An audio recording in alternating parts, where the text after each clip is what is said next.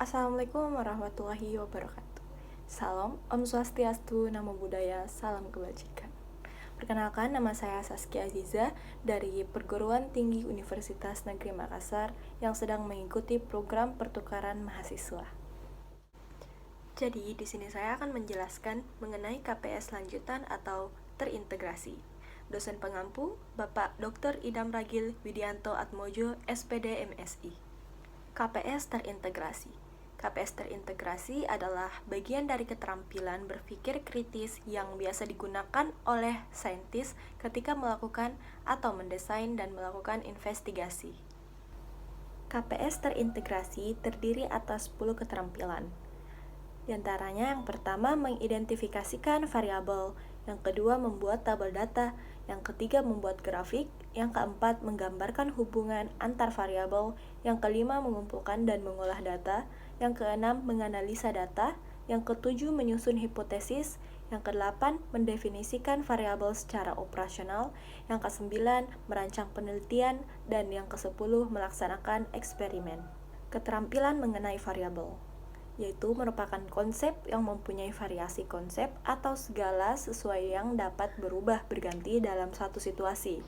Variabelnya dibagi menjadi dua, yaitu variabel bebas dan variabel terikat. Variabel bebas menurut Surahmat dalam Dimyati 1994-132, yaitu variabel yang diselidiki pengaruhnya atau variabel yang dengan sengaja diubah-ubah dalam suatu situasi dan diselidiki pengaruhnya.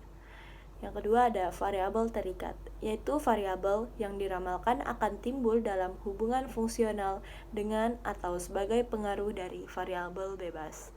Contohnya, siswa dapat melakukan kegiatan belajar melalui proses membedakan suatu pernyataan sebagai variabel bebas dan selanjutnya ada keterampilan membuat tabel data. Setelah melaksanakan pengumpulan data, seseorang peneliti harus mampu membuat tabel data dan harus dikembangkan oleh siswa.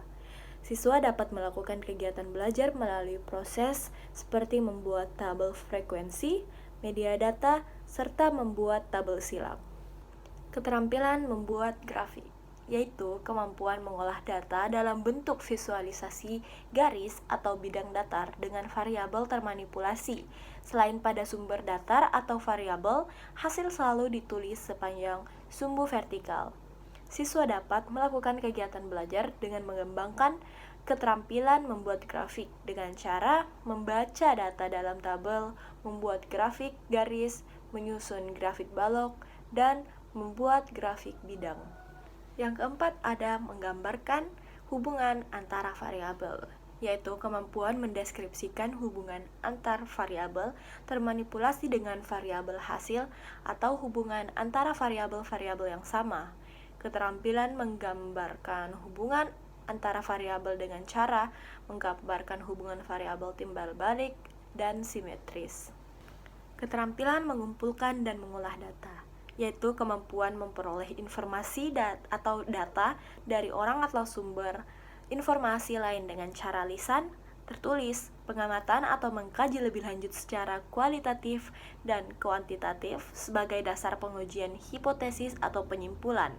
Siswa dapat melakukan kegiatan proses pengumpulan data dan mengolah data dengan cara membuat instrumen pengumpulan data, mentabulasi data, menghitung nilai akar kuadrat, dan menentukan tingkat signifikasi hasil perhitungan.